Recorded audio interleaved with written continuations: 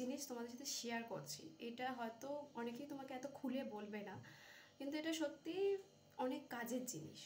তো number one যেটা আমাদের লাইফে দেখবে হয়, অনেক বন্ধুরা বলে চল খাবি চল, বা অনেক বন্ধু বলে চল তোকে আজকে খাওয়াবো, তো কেউ কিছু খাওয়ালেই সেটা খাবে না।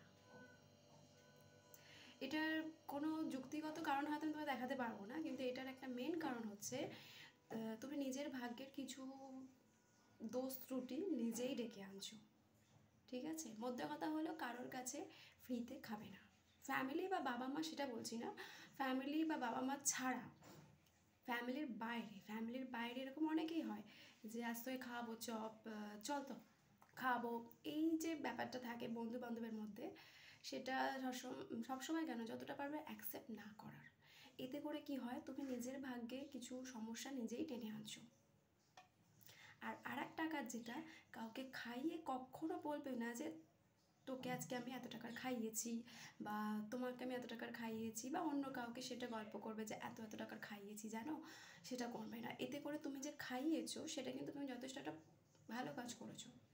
পুজো করলে মানুষের আত্মার শান্তি হয়, আর কাউকে খাওয়ালে একটা জলজান্ত রক্ত মাংসের মানুষের শরীরের শারীরিক শান্তি হয়।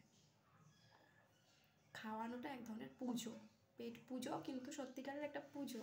যার প্রকৃত খাওয়ার দরকার আছে তাকে যদি তুমি খাওয়াও, সেটা কিন্তু তোমার দিক থেকে ভীষণই ভালো ধর্ম বলতে পারো, তুমি ভালো কাজ করেছো।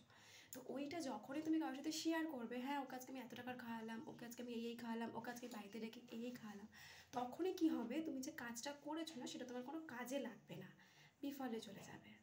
ঠিক আছে, এই দুটো জিনিস মেনটেন করবে, দেখবে লাইফ কী ব্যাপার হয় বলো তো, এই আমাদের লাইফে হঠাৎ করে শুকনো বিপদ চলে আসে, এই তখন আমরাই ভাবি যে হঠাৎ করে এরকম শুকনো বিপদ কেন এলো বাবা, এটা কি হলো, ওটা কি হলো, এই জিনিসগুলোর জন্য।